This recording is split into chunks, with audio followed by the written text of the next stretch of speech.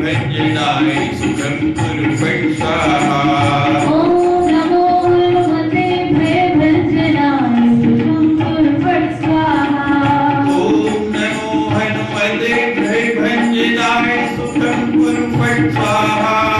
ओम नमो हनुमते भयभंजनाय सुखं कुरु फट् स्वाहा। ओम नमो हनुमते भयभंजनाय सुखं कुरु फट् स्वाहा। ओम नमो हनुमते भयभंजनाय सुखं कुरु फट् स्वाहा। ओम नमो हनुमते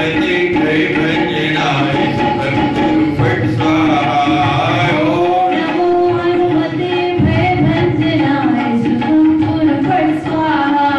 ओम नमो हनुमते भयभंजनाय सुखं कुरु फट् स्वाहा।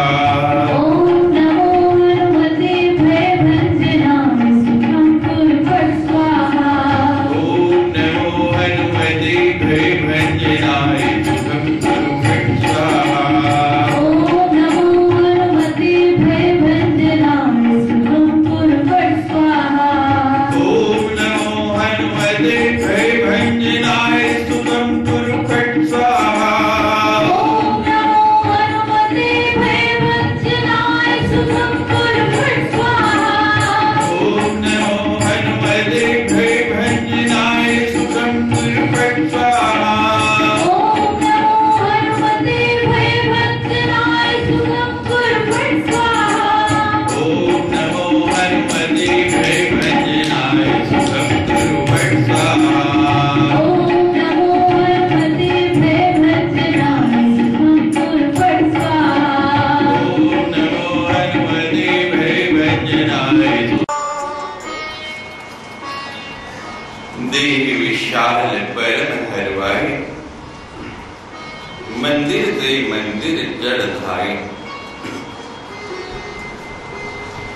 हनुमान जी ने बहुत ही विशाल रूप बना लिया अपना, तुलित बल धामम जैसा।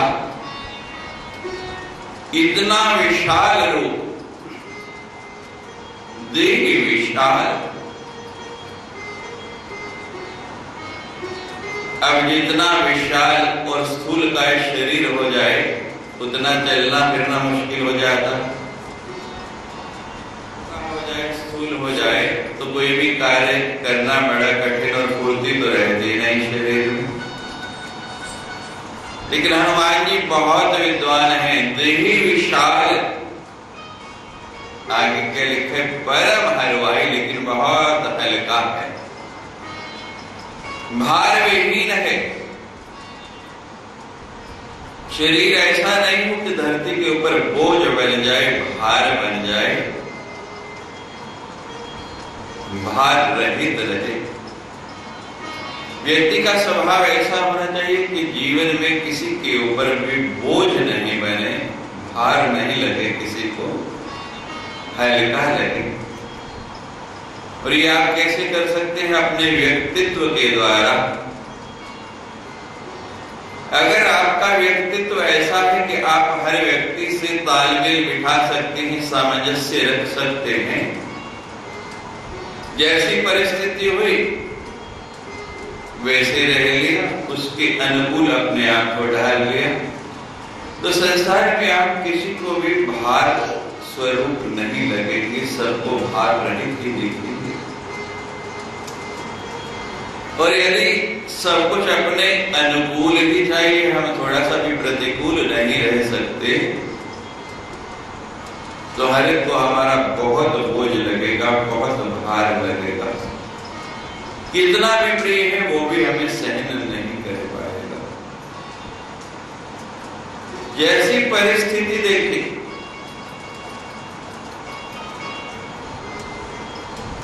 स्वर्ण के आभूषण, स्वर्ण के गहने आप शरीर पर धारण करते हैं।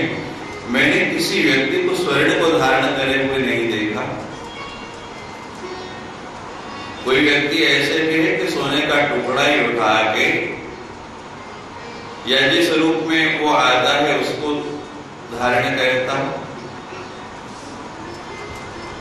सोने को धारण करने की प्रवृत्ति लोगों में कैसे बनी, उसका कारण क्या है?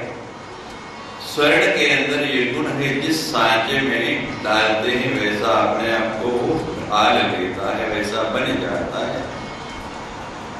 नित्य प्रति आप आभूषण धारण करते हैं, उन्हीं से ये शिक्षा ले लें, ज्ञान ले लें कि हम भी अपने आप को जैसी परिस्थिति देखी उसके अनुकूल ढाल लें। आपके आधे कष्ट समाप्त हो जाएंगे। हनुमान जी की देह बहुत विशाल है, लेकिन कार्य क्या करना है? पूरी लंका में घूमना है, और भारी देह होगी तो कैसे कूदे? क्या कर लिया? परम हलवाई, देह विशाल हलवाई, मंदिर ते मंदिर चढ़ धारे।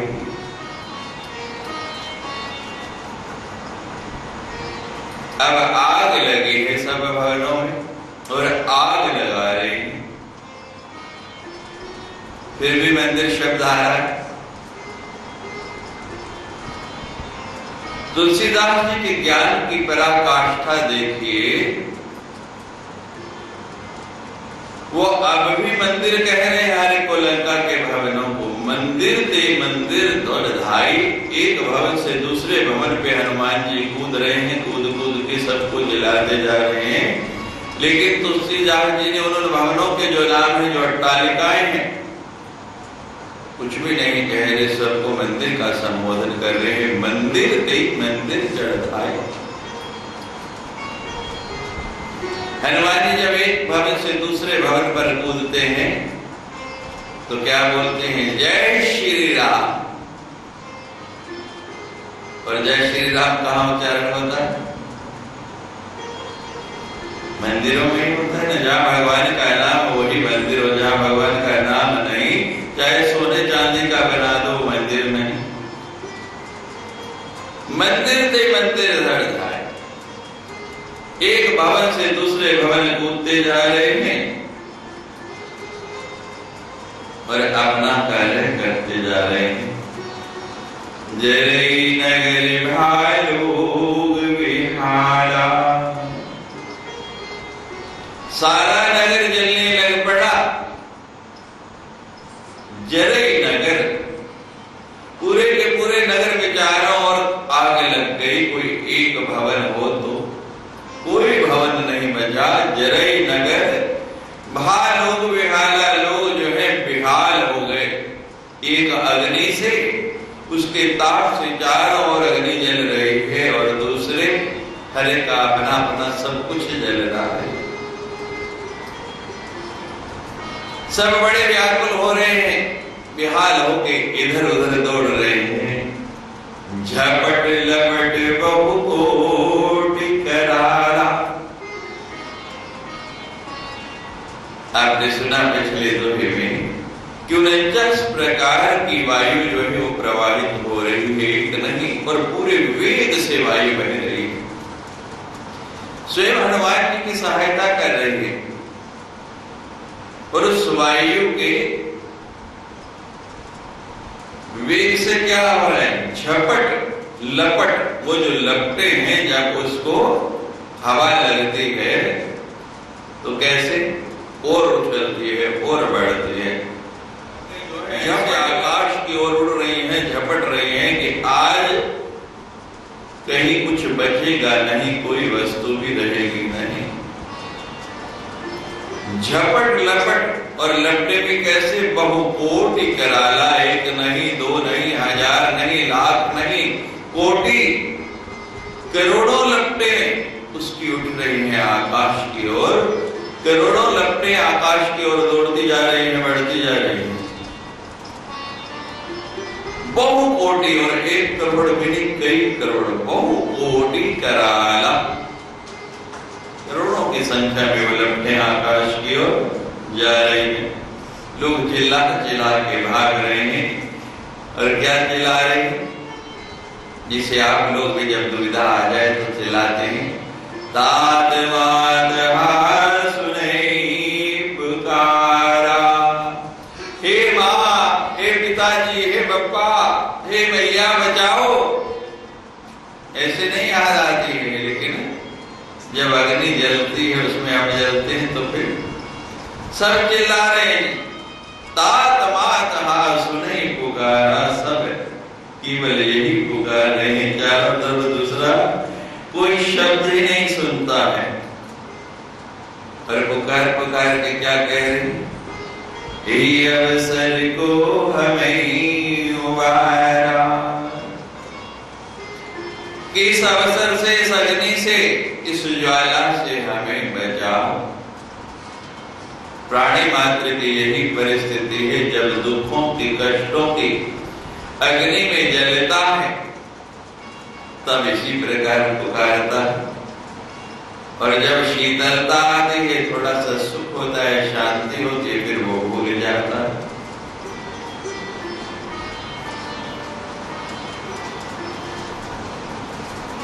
जो उसको कभी भूलता नहीं, उसका स्मरण नहीं करता, हर घड़ी हर पल उसका स्मरण करता रहता है, उसको अग्नि जला नहीं सकती। भगवान ने गीता में स्पष्ट कहा है, नैनम दहती पावका, कि उस आत्मा को अग्नि नहीं जला सकती। नैनम छिंदति शस्त्राणि, ना कोई शस्त्र छेद सकता है किस आत्मा को, जिस आत्मा में परमात्मा बसते हैं। जहां परमात्मा का वास हो वहां दुख कष्ट, जहां आत्मा का निवास है, दुख तो उससे दूर रहता है।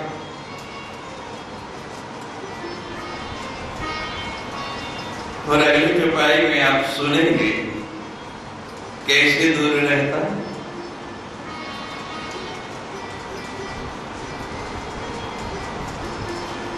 इस अग्नि से बचना चाहते हैं, इस दुख की ज्वाला से बचना चाहते हैं, एकमात्र साधन है। और रावण को ये नहीं समझा, जैसे हनुमान जी नहीं समझा, नहीं माना, फिर भी विश्वास नहीं किया, और परिणाम क्या हुआ, आग लगाई हनुमान जी की, और जल क्या रहा,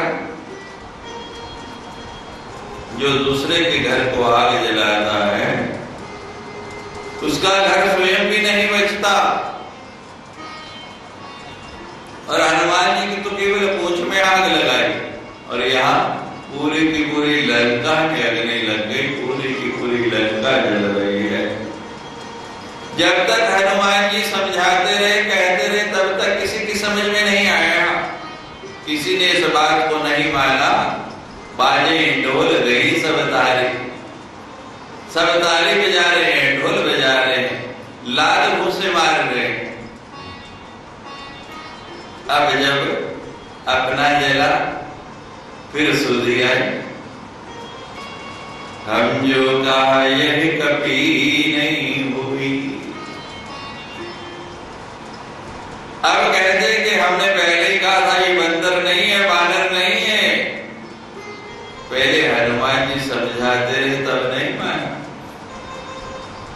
तब विश्वास नहीं आया। सोना जलने के बाद ही कुंदन बनता है, उसकी चमक निकलती है।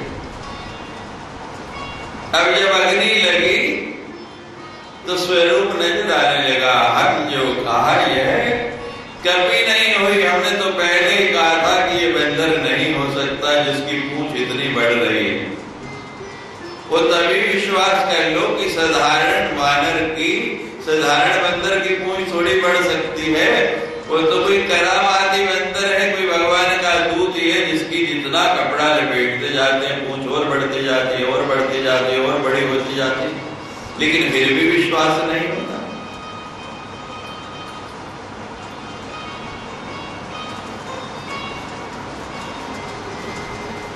हम जो कहा ये कभी नहीं हुई, वानर रूप धरे सुर कोई देवता, कोई सुर जो है वो बंदर का रूप धारण करके आया। यही बात हनुमान जी ने कही, पहले जानकी से कही, राम दूत में मात जानकी, ये मैं भगवान का दूत हूं। और यही बात रावण से कही, जानकी ने मान ली, सुख प्राप्त हुआ, राम का समाचार मिला, रावण ने नहीं माना। भगवान का दूत कौन होगा? भगवान का दूत कोई देवता ही होगा, सूर्य ही होगा। पहले नहीं मान रहा कोई भी, लेकिन अब अपने आप अपने मुख से कह रहे हैं, वानर रूप धरे सूर्य कोई।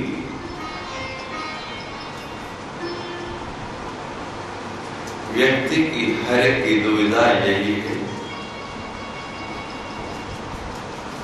जब तक मार नहीं पड़ती तब तक स्वीकार नहीं करता, और पहले ही स्वीकार कर दे तो इस दुविधा से बच जाए। हनुमान जी ने चिल्ला चिल्ला कर सभा में कहा, पूंछ बढ़ा के दिखा दिया, पूरे नगर का वस्त्र घी तेल खत्म हो गया, नहीं माना। अब जब सब जल रहा है तो सब कहते हैं, हम जो कहा यह कभी नहीं हुई, वानर रूप धरे सुर कोई। साधु अवज्ञा कर फल ऐसा। साधु की अवज्ञा कर दी हमने, साधु की बात नहीं मानी, उसी का ये परिणाम है, उसी का फल है। साधु कुछ लेता है आपसे, साधु देता है, सिर्फ आशीर्वाद देता है, ज्ञान देता है। जो भी संपत्ति उसके पास है सब बांटता है, वो भी हम लेना नहीं चाहते। यहां एक नहीं दो दो साधुओं की बात कर रहे हैं। पहले साधु विभीषण जो वहां बसते हैं, उसकी बात नहीं मानी, भाई ने भाई की बात नहीं मानी, उसका परिणाम। और दूसरी बात, हनुमान जी साधु के वेश में तो भी मिले, पहली बार तो कैसे मिले? ब्राह्मण का वेश बना के, संत के वेश में।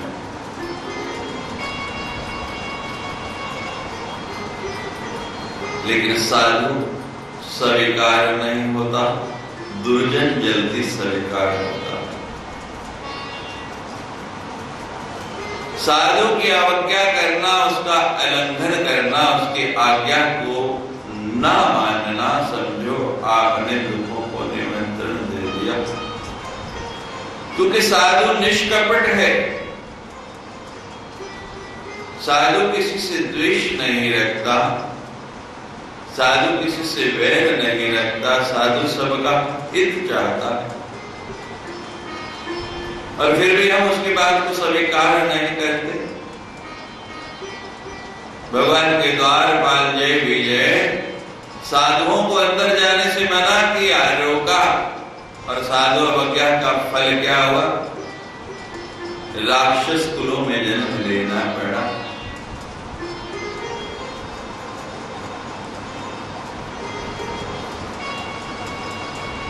कोई भी संत मिल जाए जीवन में, उसकी बात का पालन करना सीखो, आपका जीवन सुखी हो जाएगा।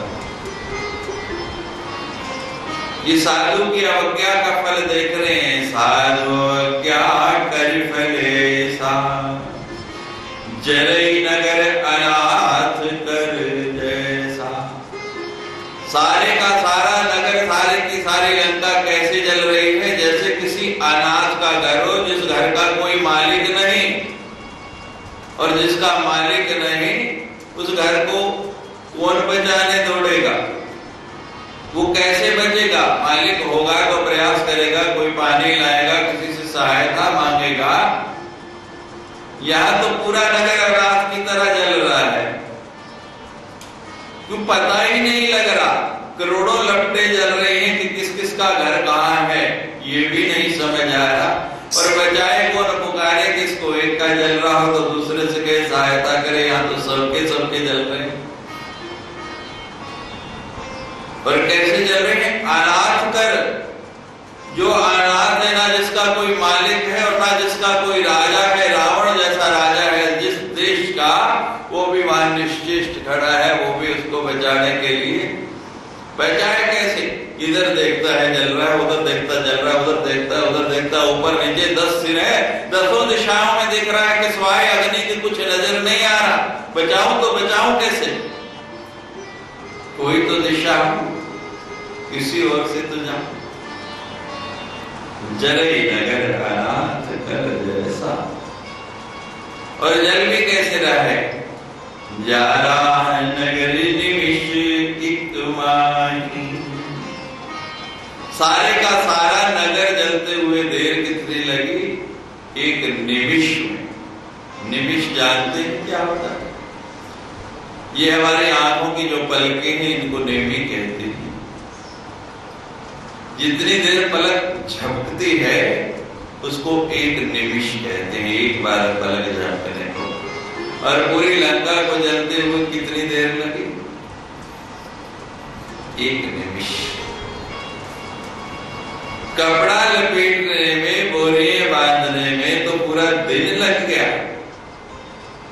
लेकिन लंका के जलने में यहां तुलसीदास जी लिखते हैं एक निमिष। केवल निमिष मात्र के अंदर पलक झपकते झपकते पूरी की पूरी लंका में आग लग गई, जल गई। क्योंकि जैसे जैसे पूछ बढ़ रही थी और हनुमान जी आए, सब देख लिया उन्होंने। अब तो केवल पूछ का काम यही था कि कोई कोना बचे नहीं। फिर भी कुछ बच गया। जारा नगर निमिषिक मानी, एक विभीषण कर घर रानी। चारों तरफ अग्नि लगी है, लेकिन बीच में एक घर, जैसे उसके चारों ओर ही केवल समुद्र बन गया है। चारों ओर एक ऐसा कवच बन गया कि उसके भीतर अग्नि नहीं जा सकती, उसको अग्नि छू भी नहीं पा रही है। जलाना तो बड़ा दूर। कौन सा घर बचा? एक विभीषण कर घर रानी। एक विभीषण का घर नहीं जला। क्यों नहीं जला? चारों तरफ अग्नि हो, कुछ बच सकता है? कौन बचा रहा है उसे? कौन उसकी रक्षा कर रहा है? ये भगवान के नाम का कवच। जब हनुमान जी आए लंका में, ऊपर उड़ते उड़ते अवलोकन कर रहे कि मैं अपना विमान कहाँ लैंड करूं, कहाँ मैं उतरूं, तो लंका में तो कोई ऐसी जगह ही नहीं देखी। सुबह से ही कोई मदिरा पी रहा है, कोई बकरे काट रहा है, कोई मांस बना रहा है, कहीं व्याभिचार हो रहा है। हनुमान जी के उतरने का कोई स्थान ही नहीं। तो सारे घूमते घूमते हनुमान जी बड़े निराश हो रहे हैं कि उतरूं कहाँ? नीचे उतरूंगा तो कोई जानकारी प्राप्त करूंगा। इतने में कानों में बड़ा ही मधुर स्वर पड़ा, राम राम राम। विभीषण जी ने सवेरे सवेरे राम नाम का उच्चारण किया और हनुमान जी ने सीधा अपना प्लेन वहां उतार दिया। कहते हैं ये एयरपोर्ट मेरे विमान के एकदम अनुकूल है, यहाँ कोई खतरा नहीं।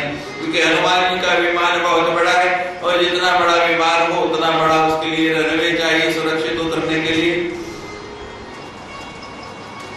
एक तो विभीषण रावण का भाई घर बहुत बड़ा, और दूसरा राम राम तेई सुमिरन कीना।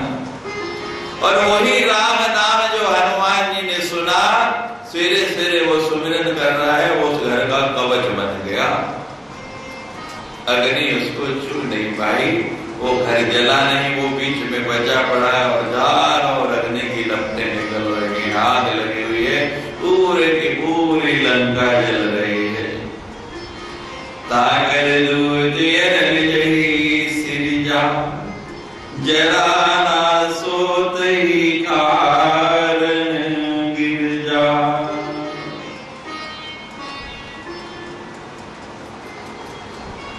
अब पार्वती भगवान को पूछती है, भगवान मेरे मन में एक शंका थी,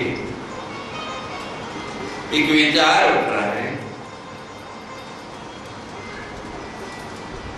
कहते बोलो भवानी क्या विचार है? भवानी कहने लगी भगवान आप कह रहे हैं कि इतने अग्नि चारों ओर लगे हुए करोड़ों लपटें उठी हैं और हनुमान जी की पूरी पूंछ जो है उससे जल रही है, तो एक बात बताइए कि हनुमान जी क्यों नहीं जले? पूंछ में आग लगी हो, इतना ताप, इतनी गर्मी कि उनको भी तो कहीं आंच होनी चाहिए।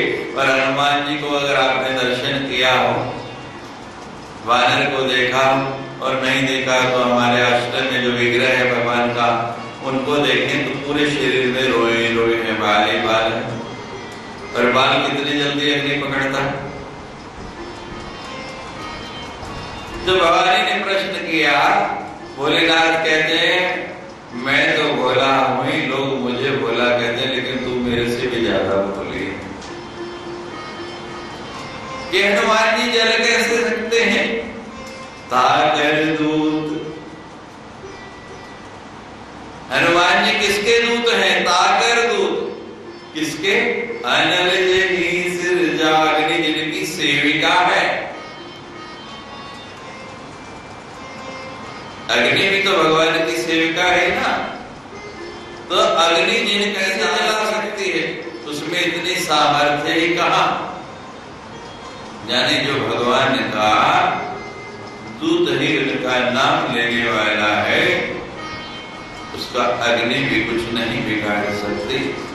ताकर दूत अनल जय सिरजा, जला न सोत ही कारण गिरजा। हे गिरजा, इसी कारण हनुमान जी को जरा भी ताप नहीं लगा, आज नहीं लगी अग्नि उनको जला नहीं पाई। पुनः दोहरा देता हूं कि संसारिक अग्नि से, ज्वाला से बचना चाहते हैं, इस ताप से अपने आप को बचा के शीतल रखना चाहते हैं, तो एकमात्र साधन है राम नाम। जो भगवान का नाम लेता है, अग्नि उसके निकट नहीं आ सकती, उसको जला नहीं सकती, क्योंकि वो तो भगवान की दासी है। जरा ना सोते ही कारण गिरजा, उलट पलट लंका सब जारी।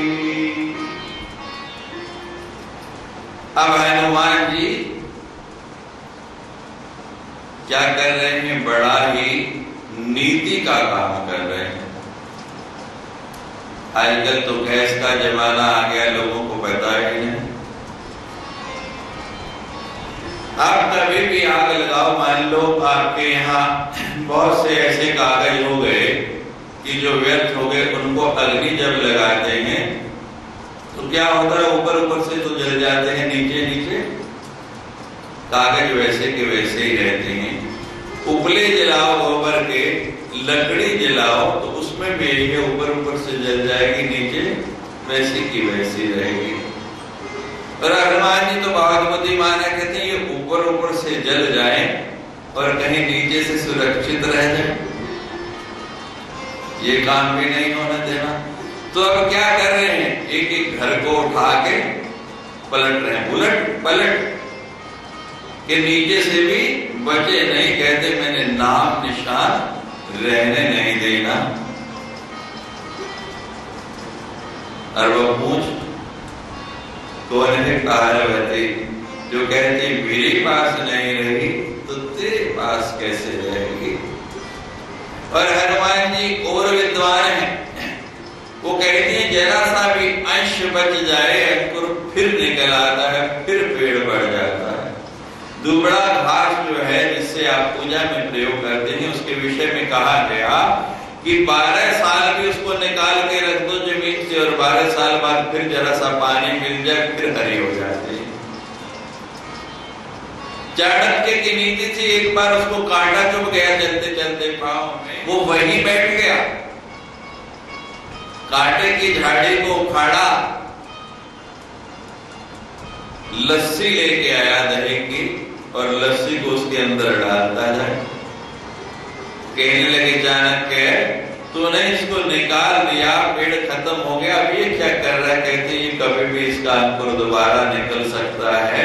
आज मुझे चुभा, कल किसी और को चुभ जाएगा, मैं इसका समूल नाश करूंगा, इसको जड़ से खत्म करूंगा। तो हनुमान जी भी ये कहते हैं कि मुझे इसे जड़ से खत्म करना है, जरा सा भी रहने नहीं देना, कोई जगह बच नहीं जाए। उलट पलट लंका सब जाली, और जब सारी की सारी लंका जल गई, देखा अब कुछ नहीं बचा सिवाय किसके? जलने के बाद क्या बचता है? राख। अब राख के ढेर के अलावा यहाँ कुछ नहीं है। तो फिर क्या किया? कूद पड़ा पुनि सिंधु बुझारी। पार्वती की बात का उत्तर दे रहे हैं भोलेनाथ कि शरीर का ताप हनुमान ने जब तक कार्य में रहा, पवन है, वेग है, उसको शीतल करती रही। लेकिन अब काम खत्म होने को आ गया तो कहां छलांग लगाई? सीधी समुद्र के अंदर। इतनी भारी अग्नि है, मेरा शरीर इतना उससे झुलस चुका, गर्म हो चुका, मैं कहा जाऊं? सीधा समुद्र के अंदर। और विज्ञान ने बड़ी देर में खोज की, कुछ ही साल हुए। पहले कहते थे जले पे पानी नहीं डालना, और आज कहते हैं जले तो सबसे पहला काम क्या करूं? पानी डालो। ये बुद्धि कहां से आई? इसी चौपाई से। मैं बार बार ये बात कहता हूं कि कोई विज्ञान की बात ऐसी नहीं जो हमारे शास्त्र में नहीं। हनुमान जी ने कितना सुंदर विज्ञान विश्व को दे दिया कि जब अग्नि लगे, बहुत जले, क्योंकि अब ज्वाला पूरी भड़क चुकी, हनुमान जी को भी इसका ताप लगने लगा तो कहां छलांग लगाई? सीधी समुद्र के अंदर। कूद पड़ा पुनि सिंधु बुझारी। अपने आप को शीतल किया, समुद्र के अंदर खूब गोते लगाए। पूछ बुझाई कोई श्रम। जब व्यक्ति बहुत थका होता है, बहुत मेहनत करता है, उसके बाद क्या करता है? स्नान करता है। सारा दिन क्या करते हैं? नहाते हैं कि शीतलता आ जाए, स्फूर्ति आ जाए, सारी थकान मिट जाती है अच्छे से स्नान करने के बाद। तो हनुमान जी ने भी यही किया, पूछ बुझाई, पूछ की अग्नि बुझाई, कोई श्रम। वो जो श्रम किया, इतनी मेहनत की, उस थकान को हटाया, और फिर छोटा सा रूप उन्हें बना लिया, धन लग रूप। और छोटा सा रूप बनाने के बाद फिर पहला क्या है? क्या किया? जनक सुता के आगे ठाड़ भयो कर जोरी। फिर वहां रुके नहीं, सीधी जाके जानकी के आगे एकदम वहीं पे जाके खड़े हुए। और खड़े भी कैसे हुए? हाथ जोड़ के, दोनों हाथ जोड़ के, बड़े सम्मान पूर्वक। और क्यों आ गए? जानकी ने सामने देखा, हनुमान जी को बांध लिया गया।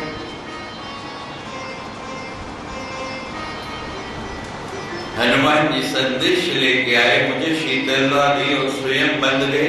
और रावण तो बड़ा दुराचारी है, बड़ा बलवान है, पता नहीं क्या करेगा, क्या होगा। हनुमान जी को बांध के ले गए। और हनुमान जी को बांध के ले जाने के बाद जो दृश्य देख रही है, चारों ओर आग ही आग लगी है, अग्नि लगी, तो बड़ी चिंतित है कि हनुमान को बांध के ले गए, ये चारों तरफ इतनी ज्वाला भड़क रही है, पता नहीं उसका क्या हुआ होगा। तो मन ही मन सोच रही है। और हनुमान जी कहते हैं कि सबसे पहले जाके उसकी दुविधा को दूर करना है, वो समझ जाए, देख ले कि मैं कुशल हूं। तो हनुमान जी बहुत छोटा रूप बना के सीधे आके जानकी के सामने, और खड़े भी कैसे हुए? क्योंकि जानकी को भी खबरें मिल रही कि लंका कौन जला है, सूचना मिल रही। और हनुमान जी को देख के बड़ा ही गर्व हुआ।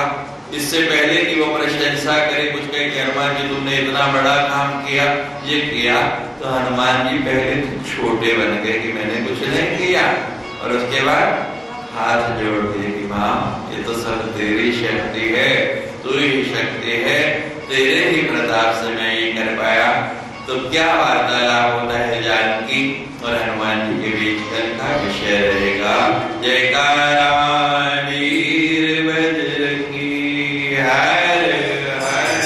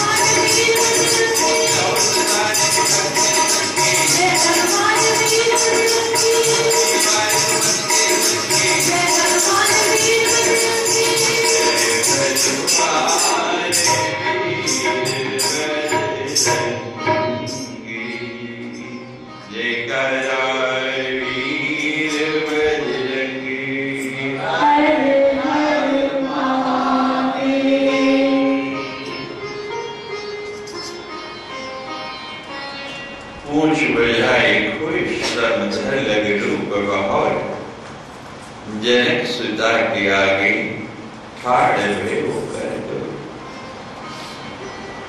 पूरी लंका जलाने के बाद हनुमान जी ने समुद्र में छलांग लगा के अपने शरीर को शीतल किया।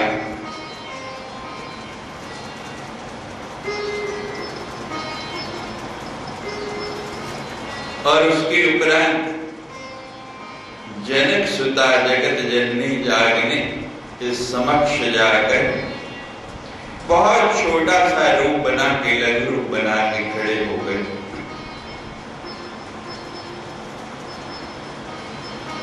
जिस रूप में हनुमान जी ने लंका जलाई, जानकी के सामने उसी रूप में नहीं गए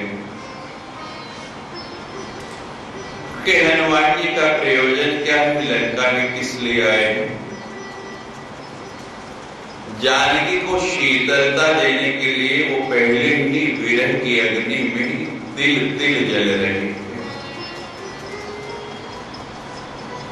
विरह अग्नि तद तूल समीरा, श्वास जरे छिन्माही शरीरा। सीता जी की परिस्थिति क्या है जो आते हनुमान जी ने देखी।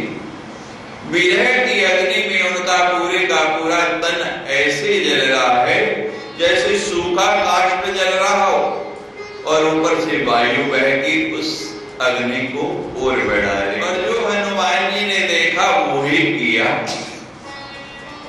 जो स्वरूप जानकी का देख के आए। कौन है जानकी? हनुमान जी की माता हो गई। जब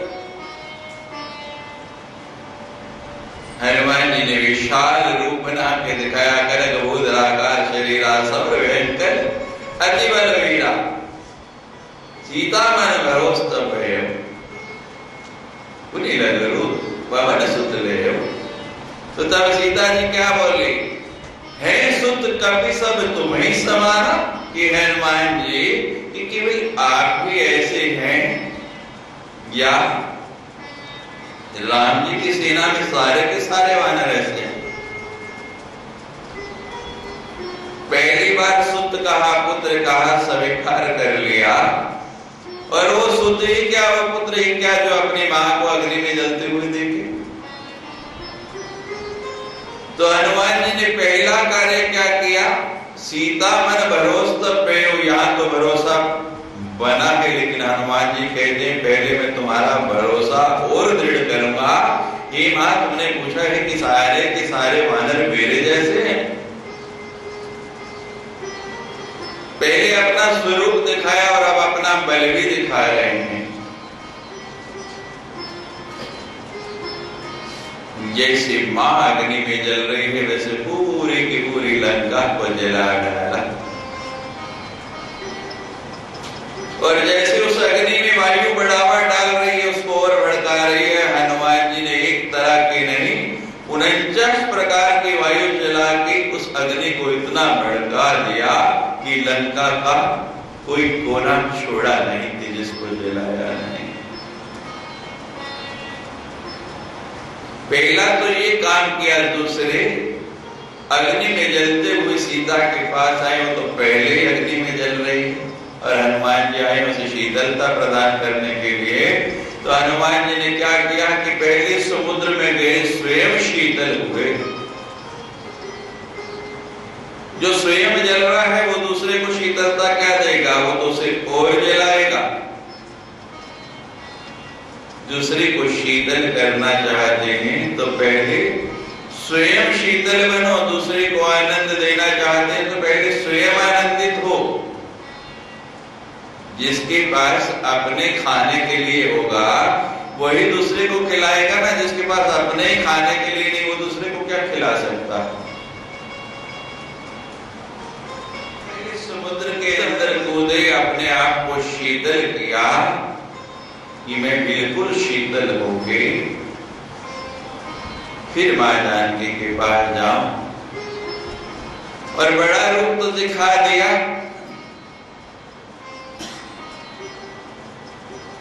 हनुमान जी जानते हैं कि मां जानकी ने मुझे सुत कहा है, पुत्र कहा है, लेकिन पुत्र को सबसे अधिक आनंद कब मिलता है? जब मां की गोदी में खेलता है। और हनुमान जी कहते मैं तो अंजनी की गोद में खेला, जानकी ने तो मुझे, जनक नंदिनी ने अभी अभी पुत्र कहा है उनकी गोदी में तो खेला नहीं, मेरी इच्छा होती है देखो मां की गोदी में कितना आनंद है। अब इतने बड़े हनुमान जी को तो जानकी गोदी में नहीं बिठा सकते। बच्चा जब बड़ा हो जाता है, पुत्र बड़ा होता है, कोई मां गोदी में बिठाती है, लेकिन छोटा हो तो सब बिठाते हैं। तो हनुमान जी उस आनंद को भी प्राप्त करने के लिए फिर कैसे रूप में आ गए? छोटे से शिशु रूप में आ गए, बालक रूप में आ गए कि अब तो मां मुझे अपनी गोदी में खिलाएगी, अब तो अपने अंक में बिठाएगी।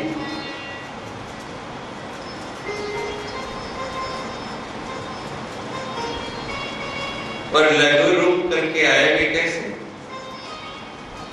ठाड़ भेऊ कर जोर, हाथ जोड़ के खड़े हो गए विनय की स्थिति में, मुख से कुछ नहीं कहा। बहुत सी बातें ऐसी होती है कि मुख से कहने ही नहीं पड़ती, भाव से ही पता लग जाते हैं। अब हनुमान जी का भाव यही है कि मां एक बार तो मुझे गोदी में ले लो, मैं छोटा सा बालक भी बन गया।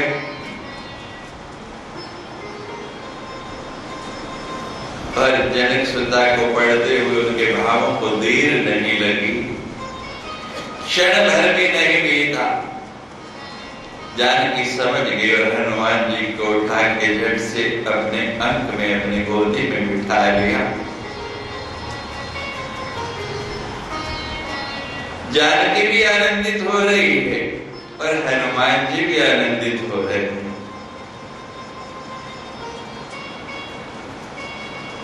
इतने समय से विरह की अग्नि में जल रही है, आज कैसे कितना आनंद कितनी शीतलता प्राप्त होती है जब बालक मां की गोदी में आता है, अपनी बाल क्रीड़ाएं करता है तो मां के स्तनों में स्वयं ही दूध उतर आता है।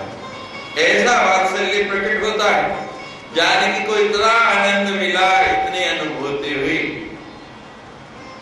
और हनुमान जी को भी कितना आनंद प्राप्त होगा।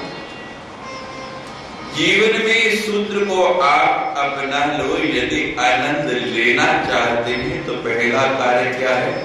दूसरे को आनंद दो। स्वयं अपनी परिस्थिति ऐसी बनाओ, स्वयं आनंदित हो, तभी दूसरे से आनंद प्राप्त भी कर सकोगे और उसे देख भी करोगे। और अगर हम स्वयं ही विषादग्रस्त हैं, दूसरे को कैसे देंगे? तो बड़ी सुंदर ये क्रीड़ा होती रही। हनुमान जी जानते हैं कि अब मुझे विदा लेने में यहां से जाना है, और अब से जाने के बाद राम जी के आने का जो समय है बीच का, इसमें अब जानकी पहले से भी ज्यादा दुखी होगी। जब तक समाचार नहीं मिला तब तो ये विचार है कि पता नहीं, वो जानते हैं नहीं, रावण चोरी से हर गिलाया है, मैं कहाँ हूँ कहाँ नहीं, कुछ पता नहीं। जानकारी मिलेगी तो आएंगे, लेकिन अब तो जानकारी मिल गई। अब एक एक पल काटना कठिन होगा, एक एक क्षण बताना बड़ा मुश्किल होगा। और हनुमान जी चाहते हैं कि मैं ऐसी सांत्वना दे के जाऊं कि वो जो ये समय बीच का आने वाला है उसमें जानकी का दुख कम रहे। अब जब वो आनंद दे लिया, देखा मां थोड़ी आश्वस्त हो गई, थोड़ा विषाद उनका कम हुआ,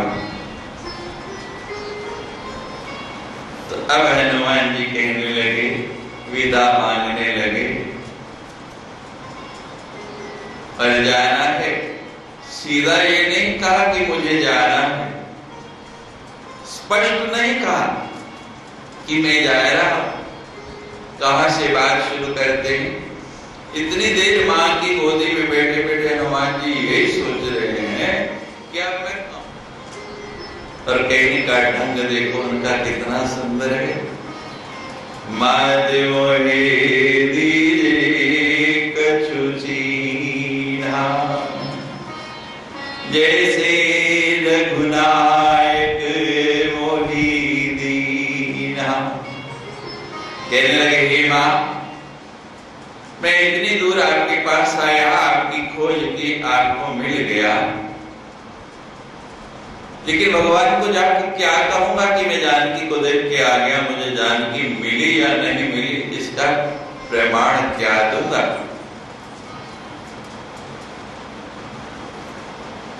मां, जैसे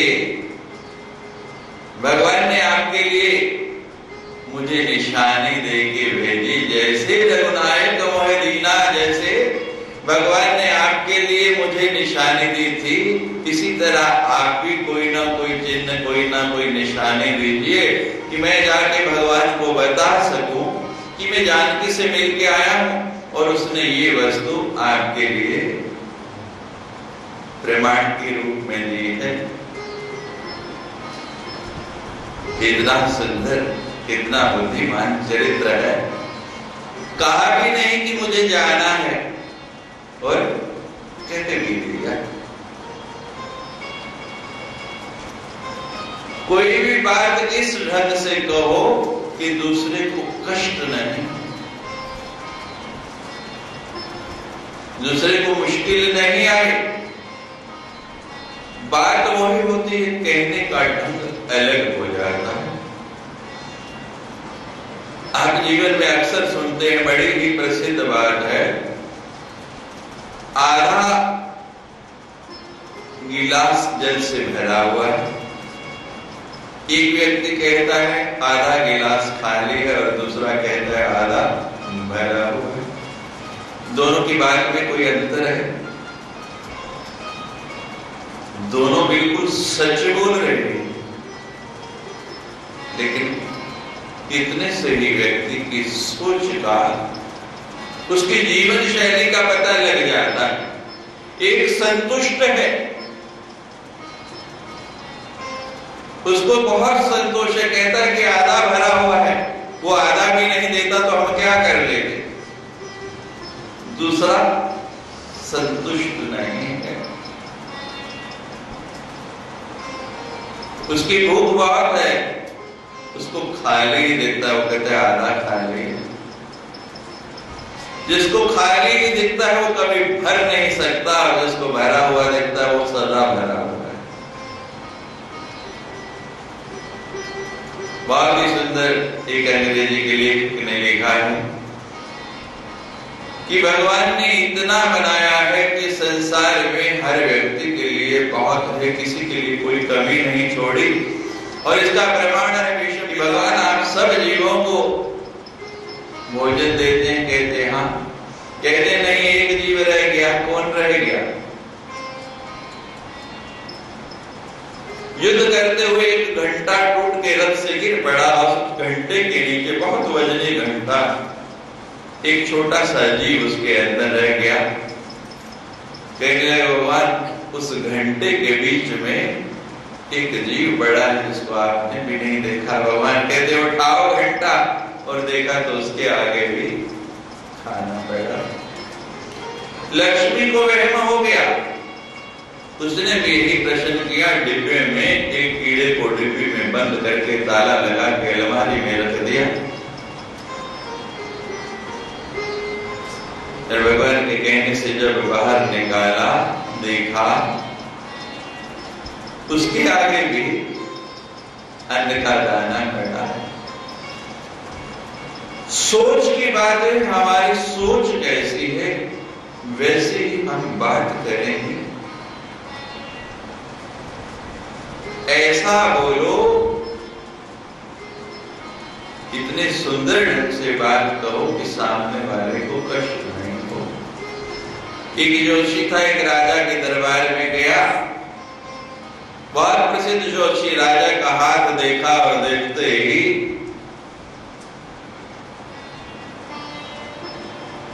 मुख पे विषाद की रेखाएं आ गई। राजा कहने लगा क्या बात है? कहने लगा महाराज एक सप्ताह के भीतर तुम्हारी मृत्यु हो जाएगी, तुम्हारी हस्तरेखाओं में लिखा है। इतने में राजा का पुत्र दौड़ता हुआ आ गया सामने से। अब राजा कहते जरा इसका भी हाथ देख के बताओ। उसका हाथ देखा तो कहने लगा महाराज इसकी रेखाएं तो आपसे भी खराब है, इसकी मृत्यु तो कल ही होने वाली है। राजा ने कहा बहुत बड़ा जोशी आया है, कैद खाने में डाल दो, मुझे भी मारने और मेरे पुत्र को भी मारने आया। कैद खाने में बंद कर दिया। उस जोशी के पुत्र को पता लगा क्या हुआ, समझ गया। जोशी का वेश बनाया, उसी राजा के पास आ गया, कहने लगा, परिचय दिया कि मैं प्रकांड जोशी हूं और मेरे ज्योतिष को कोई काट नहीं सकता। मैं जो बात कह दूं वो पत्थर पे लकीर है। अब राजा तो महाराज अभी अभी सुन के हटा, उसको कैद में डाल दिया, लेकिन है तो है ही। इसने मुझे बता दिया मृत्यु निकट है। उसको भी हाथ देखा तो आयु बहुत लंबी है, आप तो बहुत समय जीने वाले। अच्छा, वो जोशी झूठ बोलता था, ये बढ़िया जोशी। इतने में फिर पुत्र आ गया और वो भी चाहता था, कहने लगे इसका हाथ भी देखो। कहते राजन मैं एक दिन में एक ही बात बताया था। राजन को तो जोशी ने बताया पहले वाले ने कि कल मृत्यु हो जाने, और कल कौन बताएगा?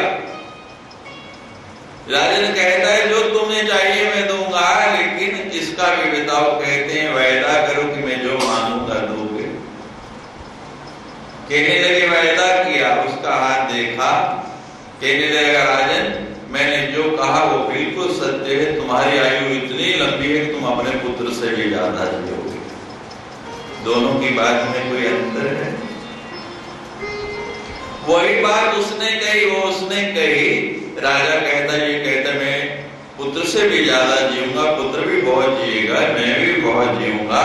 ये पूछा नहीं कि कितना जिएंगे, इससे कुछ नहीं देगा। वो व्यक्ति कहता है महाराज आपने वायदा किया कि मैं जो मांगूंगा मेरी दक्षिणा, कहने लगे बोलो।